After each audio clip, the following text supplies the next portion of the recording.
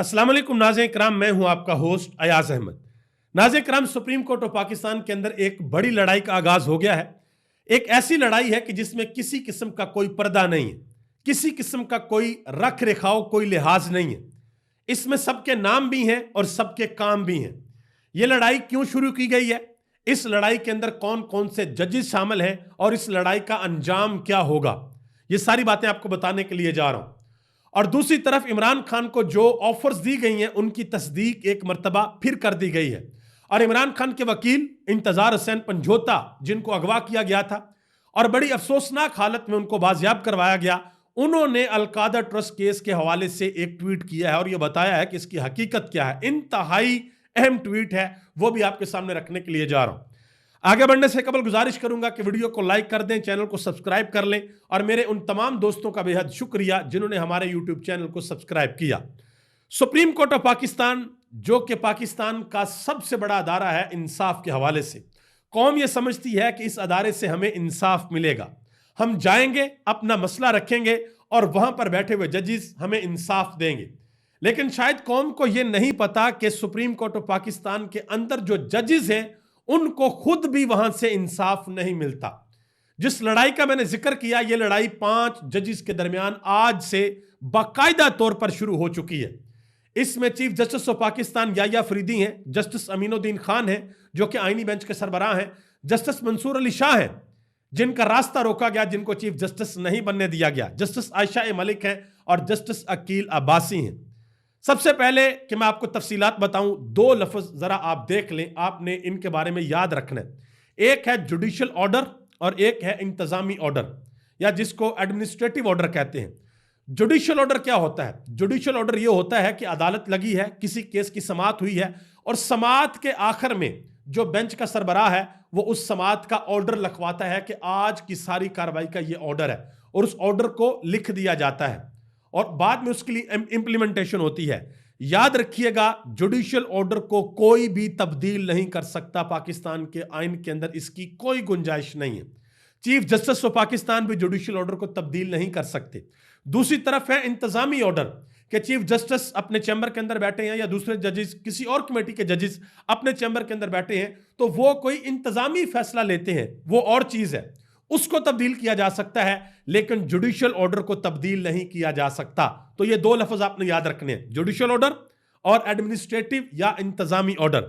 अब हुआ कुछ यूं कि एक केस था, उस केस का तल्लुक था 26वीं आईनी तरमीम के साथ।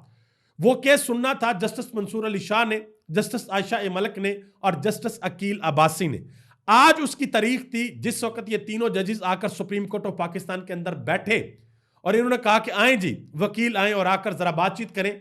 तो बताया गया कि जनाब मोहतरम, यह केस तो आपसे ले लिया गया, आप तो अब इसको सुन नहीं सकते, यह केस तो अब चला गया है आईनी बेंच के पास। तो जस्टिस मंसूर अली शाह हक्के बक्के रह गए कि आखिर यह कैसा हो सकता है। आज की समाअत के हवाले से हमने जुडिशियल ऑर्डर पास किया था कि हम आज समाअत करेंगे, जुडिशियल ऑर्डर पास किया था जिसको चेंज नहीं किया जा सकता। तो जस्टिस मंसूर अली शाह ने कहा कि आखिर यह कैसा हुआ है। पूछा गया अमले से कि यह केस हमारे बेंच से लेकर आईनी बेंच को कैसे दिया गया है। तो जस्टिस मंसूर अली शाह को बताया गया कि जनाब मोहतरम, हुआ कुछ यूं है कि प्रैक्टिस एंड प्रोसीजर एक्ट जो कमेटी है उसने यह फैसला किया है कि यह बेंच इस केस को नहीं सुनेगा, आईनी बेंच इस केस को सुनेगा। जब यह बात बताई गई तो जस्टिस मंसूर अली शाह और परेशान हो गए। उन्होंने कहा, मैं तो उस कमेटी का मेंबर हूं, मुझे तो पता भी नहीं है कि कब यह फैसला किया गया। उन्होंने कहा कोई बात नहीं, क्योंकि उसके अंदर 3 मेंबर है, उस कमेटी के अंदर जो ये फैसला करती है कि कौन सा केस किस बेंच के सामने लगना है। उसमें 3 मेंबर हैं, justice Mansoor Ali Shah, chief justice Yahya Faridi और जस्टिस अमीनुद्दीन खान। मंसूर अली शाह ने कहा कि ऐसा करें कि वो जो मीटिंग हुई है ना, उस मीटिंग के मिनट्स ले आए। तो बताया गया जी अभी उसके मिनट्स जारी नहीं हुए। फिर कहा कि उसका रिटर्न ऑर्डर ले आए, बताया गया जी उसका रिटर्न ऑर्डर भी नहीं है। तो इसके ऊपर फिर वो सीख पाओगे। उन्होंने कहा कि ना आपके पास रिटर्न ऑर्डर है, ना आपके पास मिनट ऑफ मीटिंग्स है, आप ये कैसे कर सकते हैं कि एक जुडिशियल ऑर्डर को आप बाईपास करें और आप ये वाला जो केस है यहां से उठाकर किसी और बेंच में लगा दें। उन्होंने कहा कि कल हम इसी बेंच के अंदर इसी केस को दोबारा सुनेंगे, ये जस्टिस मंसूर अली शाह ने कहा। उसके अलावा इसमें जो बड़ी डेवलपमेंट हुई है वो मैं आपको बता देता हूं। जस्टिस आयशा मलिक ने कहा कि मुझे समझ नहीं आ रहा कि 2 या 3 ज़हनों के मुकाबले में एक चीफ जस्टिस कैसे बेहतर हो सकता है। यानी उन्होंने कहा कि हम 3 बंदे यहां पर बैठे हुए हैं, आयशा ए मलिक, मंसूर अली शाह और जस्टिस अकील अब्बासी, तो हमारे 3 दिमाग हैं, इन 3 दिमागों के मुकाबले में एक चीफ जस्टिस का दिमाग बेहतर कैसे हो सकता है, ये उन्होंने बात की आज सुप्रीम कोर्ट ऑफ पाकिस्तान के अंदर। इसके अलावा शोकाज नोटिस जारी किया गया जो एडिशनल रजिस्ट्रार सुप्रीम कोर्ट हैं उनको तौहीन अदालत का, कि आपने तौहीन अदालत की है, आपको शोकाज नोटिस जारी किया जाता है। अब यह भी मामला होगा। और इसके अलावा बड़े सख्त रिमार्क्स आज दिए गए हैं इस केस के हवाले से। देखते हैं कि कल इसमें क्या होता है। यह लड़ाई अब आगे बढ़ेगी और इस लड़ाई का मकसद यह है कि मंसूर अली शाह को प्रेशराइज किया जाए कि या तो भाई चुप करके बैठ जाओ या फिर आप इस्तीफा देकर अपने घर चले जाओ। देखते हैं कि कौन इस लड़ाई को कहां तक लड़ता है और ये लड़ाई अपने अंजाम तक जब पहुंचेगी तो तब क्या फैसला आएगा। लेकिन आज एक और काम हुआ है। जस्टिस मंसूर अली शाह ने आदल बजई जो उनको डी सीट किया था इलेक्शन कमीशन ऑफ पाकिस्तान ने, वो सुप्रीम कोर्ट के अंदर केस आया था तो उनको बहाल कर दिया गया था एज एमएनए, पाकिस्तान तरीके इंसाफ का एमएनए। उस केस का आज तफसीली फैसला जारी कर दिया गया है और उसमें भी इलेक्शन कमीशन ऑफ पाकिस्तान की जो तबीयत है वो अच्छी खासी साफ की गई है। उस केस के अंदर जस्टिस आयशा ए मलिक ने भी एक अजाफी नोट जारी किया है। उन्होंने कहा कि इलेक्शन कमीशन ने एक जमात की हमायत की और अपनी बुनियादी जिम्मेदारी से इनहराफ किया और बददियानती की। मखसूस नशिस्तों के हवाले पर अमल दरामद होता तो इलेक्शन कमीशन आदल बजई को डी सीट ना करता। तो ये मखसूस नशिस्तों का यहां पर दोबारा जिक्र हो गया है। और जो झूठा बयान हल्फी जमा करवाया था उस हवाले से भी केस चल रहा है। वो भी मंसूर अली शाह ने कहा कि वो केस जो निचली अदालत में चल रहा है उसको भी जल्द अज जल्द मुकम्मल किया जाए, तो वहां पर भी मामला खराब हो सकते हैं भाई। आगे आ जाए इस्लामाबाद हाईकोर्ट के अंदर जस्टिस मोहसिन अख्तर कियानी ने रिमार्क्स दिए केस के अंदर। उन्होंने कहा जी मनी ट्रेल का सबूत देना तो बहुत मुश्किल काम है। मनी ट्रेल का सबूत तो काजी फाइज ईसा भी पेश नहीं कर सके थे कि जो उनकी लंदन के अंदर यूके के अंदर जो उनकी प्रॉपर्टीज थी और जो इमरान खान के दौर में उनके ऊपर रेफरेंस बना था कि बताएं जरा मनी ट्रेल क्या है, तो वो मनी ट्रेल वो भी नहीं दे सके थे। इस्लामाबाद हाईकोर्ट से एक और बड़ी अहम खबर है और वह खबर यह है कि 2 जजेस जिन्होंने अभी हलफ उठाया है वो इस्लामाबाद हाईकोर्ट के अंदर आए हैं। उन्होंने माशाल्लाह काम करना भी शुरू कर दिया है। यानी कि डिविजनल बेंच के अंदर वो चीफ जस्टिस आमर फरूक के साथ काम करेंगे। उनका नाम है जस्टिस इनाम मिनहास। तो हो सकता है कि अलकादर केस की जो अपील है वो इनके सामने लग जाए। तो इस हवाले से आज सलमान कमराजा से सवाल भी हुआ। उन्होंने कहा जी ऐसा होता नहीं है कि आप सीनियर के साथ किसी जूनियर जज को बैठा दें, लेकिन अगर ऐसा हुआ तो हम इसके ऊपर रद्द-ए-अमल देंगे। ये सलमान कमराजा ने बात की है। बैरिस्टर गौहर अली खान ने आज बात की है मुज़ाकरात के हवाले से। उन्होंने कहा जी इरफान सदीकी के लिए मुनासिब नहीं कि वो मुज़ाकरात को तातुल का शिकार करें। हम हुकूमत का इंतजार कर रहे हैं कि वो क्या पेशरफ्त बताते हैं। अगर जुडिशल कमीशन नहीं बनने जा रहा तो मुज़ाकरात का कोई फायदा नहीं, मुज़ाकरात नहीं होंगे। इमरान खान को वैसे अंदर पाकिस्तान तरीके इंसाफ ने राम राम करने की कोशिश की है कि खान साहब जरा थोड़ा सा मतलब पीछे हटें, जरा थोड़ा सा। खान साहब ने कहा नहीं, जुडिशल कमीशन बनेगा। जुडिशल कमीशन अगर नहीं बनता तो हमें किसी किस्म के कोई मुज़ाकरात नहीं चाहिए। हामिद मीर ने एक बड़ी अहम बात की है। कहते हैं कि अफसोस की बात है कि पाकिस्तान मुस्लिम लीग नून और पीपल्स पार्टी ने अपने साथ होने वाली नाइंसाफियों से कोई सबक नहीं सीखा और अब वो नाइंसाफी करने वालों के साथ उनके साथ मिलकर एक खिलौना बन चुके हैं और इस्तेमाल हो रहे हैं। उन्होंने कहा कि सितम ज़रीफी तो यह है कि पाकिस्तान तरीके इंसाफ में भी चाबी वाले खिलौनों की कोई कमी नहीं है। और मैं आपको बताता चलूं चाबी वाले खिलौने हैं तरीके इंसाफ में, अभी भी हैं।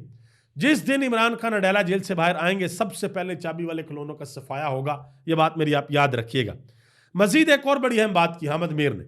उन्होंने कहा कि इमरान खान याद रखें कि उन्होंने कोई डील या खुफिया मफाहमत की तो उनका अंजाम भी नवाज शरीफ जैसा होगा। मुज़ाकरात जरूर करें लेकिन तरीके इंसाफ के लिए नहीं बल्कि आइन की बहाली के लिए। जिसे मजाक बना दिया गया, यह मजाक बंद ना हुआ तो पाकिस्तान को संभालना मुश्किल हो जाएगा।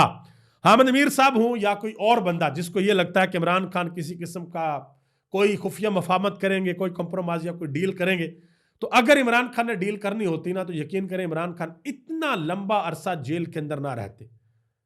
सर्दियों की ठंडी तरीन सर्द रातें, गर्मियों के तपते दिन वो बंदा बर्दाश्त ना करता। वो अटक के अंदर भी बर्दाश्त ना करता, वो अडेला के अंदर भी बर्दाश्त ना करता।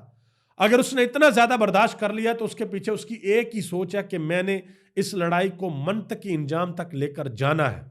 मैंने उस पोजीशन पर, उस पॉइंट पर जाना है जो मार्क मैंने की हुई है कि यहां तक जाना है, वो कामयाबी इमरान खान हासिल करना चाहते हैं और हर सूरत हासिल करना चाहते हैं।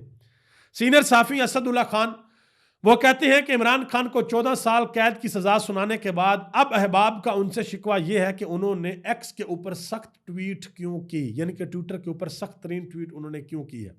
हाफिज हमदुल्ला साहब उन्होंने एक दफा फिर गवाही दे दी है। उन्होंने कहा जी इमरान खान से कहा गया कि 9 मई के ऊपर माफी मांगे और फिर इमरान खान को कहा गया कि इसके बाद फौरी शफाफ इंतखाबात के मुतालबे से दस्तबदार हो जाएं और फिर यह कहा गया कि हाथ हौला रखें, यानी कि 3 चीजें इमरान खान को कही गई कि एक तो 9 मई के ऊपर आप माफी मांगे और दूसरा आप जो कह रहे हैं बार बार जी जल्दी इलेक्शन कराओ, इससे पीछे हट जाएं, और तीसरा हाथ हौला रखें, यानी कि ये जो ट्विटर के ऊपर आप सख्त पैगामात जारी करते हैं ये हाथ हौला रखें। लेकिन इमरान खान ने इन तमाम चीजों को मुस्तरद कर दिया है। अब ये बात मौलाना फजल रहमान की जमात का बंदा कह रहा, भाई कोई और नहीं कह रहा। एंकर इमरान रियाज खान ने एक बड़ी अहम बात की है अलकादर केस के हवाले से। उन्होंने कहा कि अलकादर ट्रस्ट केस के फैसले की अभी स्याही भी खुश्क नहीं हुई और फैसला मुकम्मल तौर पर बढ़ गया है। उन्होंने कहा कि फैसले में बरतानवी फैसले का वो हिस्सा कॉपी पेस्ट करके लिखा गया जो ये था कि ये पैसा पाकिस्तान जाएगा, लेकिन उसका दूसरा हिस्सा हज़फ कर लिया गया, छुपा लिया गया। अब यह बरतानवी फैसला और मलिक रियाज का मुआहदा जब इस्लामाबाद हाईकोर्ट में जमा होगा तो इस केस के परखच्चे उड़ जाएंगे। मैं आपको पिछले व्लॉग में इसकी डिटेल बता चुका हूं कि बरतानवी अदालत का फैसला जिसमें क्लियर कट लिखा हुआ, क्लियर कट, कि ये जो पैसे हैं ना ये पैसे पाकिस्तान जाने हैं और सुप्रीम कोर्ट ऑफ पाकिस्तान के अकाउंट में जाने हैं और उस मद में जाने हैं जो मलिक रियाज ने सुप्रीम कोर्ट को जुर्माना अदा करना है। तो ये जब चीज जाएगी इस्लामाबाद हाई कोर्ट के अंदर तो वहां पर इसको संभालना मुश्किल ही नहीं, नामुमकिन हो जाएगा। लतीफ खोसा ने इस हवाले से एक बहुत बड़ा इंकशाफ किया। उन्होंने कहा जी 2 फैसले थे, एक फैसला था इमरान खान की बर्रियत का और दूसरा फैसला था इमरान खान की सजा का। अगर इमरान खान डील कर लेता, झुक जाता, मान जाता तो इमरान खान को बरी कर देना था, और अब इमरान खान नहीं माना तो इमरान खान को सजा दे दी गई है। और आपको याद होगा कि जिस दिन ये फैसला आना था ARY न्यूज ने जो पहली ब्रेकिंग न्यूज चलाई थी ना वो यही थी कि इमरान खान को बरी कर दिया गया है। बाद में फिर जी नहीं वो जी गलती होगी, ये गलती नहीं थी, ये कुछ और था, ये पता नहीं वो कभी बताएंगे या नहीं बताएंगे। आगे आ जाए जी इमरान खान के वकील इंतजार हुसैन पंजोता जिनको अगवा किया गया था, बाद में उनको बाजियाब करवाया गया और बड़ी अफसोसनाक हालत में उनकी बाजियाबी हुई थी। उन्होंने एक ट्वीट किया है अलकादर ट्रस्ट केस फैसले के हवाले से, सारा कुछ इनके सामने हुआ है। तो उन्होंने बताया जी ये जो फैसला आया इस फैसले की हकीकत क्या है। वो कहते हैं कि अलकादर ट्रस्ट केस फैसले की सारी शहादत मेरे सामने हुई है और इस दौरान मैंने जो जज साहब थे नासिर जवेद राना उनके साथ काम किया है, उनकी अहलियत को मैंने बखूबी जांचा है। उन्होंने कहा कि मैं वसूख के साथ कह सकता हूं कि इस फैसले की जो जजमेंट आई है वो राना साहब ने अकेले नहीं लिखी। उन्होंने कहा कि इसके अंदर जो वजूहात हैं वो ना सिर्फ केस से हटकर हैं बल्कि हकायक के मुनाफी हैं और ऐसी बातें भी इस फैसले के अंदर मौजूद हैं जो कि जज साहब के सामने कभी लाई ही नहीं गई, लेकिन फिर भी वो फैसले का हिस्सा है। उन्होंने कहा कि लगता है कि बहुत से कानूनी और गैर कानूनी दिमागों ने मिलकर फैसला लिखा है, सब झूठ मिलाकर और इतने लोगों की मशावरत के बाद भी इंतहाई कमजोर फैसला ही लिख पाए जो किसी भी अदालत में 1 सेकंड भी खड़ा नहीं रह पाएगा। यह बात उन्होंने की है। आखिर में एक और अहम खबर है, वो खबर यह है कि पाकिस्तान टेलीविजन PTV न्यूज उसके ऊपर इमरान खान की सियासी कुव्वत का जिक्र हो गया हैरान कुन तौर पर, और यह ट्वीट किया गया कि तहरीक इंसाफ इस वक्त मुल्क की सबसे बड़ी सियासी कुव्वत है, तज्जियाकार अतर काज़मी। यह हैरान कुन बात है भाई कि ऐसी बातें हो रही हैं। देखते हैं कि आने वाले दिनों में और क्या होता है। अभी तक लिए इतना ही। मुझे अपनी दुआ में याद रखिएगा और इस दुआ के साथ मुझे इजाजत दें कि अल्लाह ताला वतन अजीज पर और वतन अजीज के करोड़ों लोग जो पाकिस्तान और दुनिया भर के अंदर बसते हैं सब पर अपना खास फजल और करम फरमाए, और वो लोग जो पाकिस्तान के खिलाफ साजिशें करते हैं अल्लाह ताला उनको हदायत दे। अगर उनकी किस्मत के अंदर हदायत नहीं लिखी तो फिर अल्लाह उनको इबरत का निशान बनाए। आप सबका बहुत बहुत शुक्रिया। पाकिस्तान जिंदाबाद, पाकिस्तान के करोड़ों अवाम पाइंदाबाद।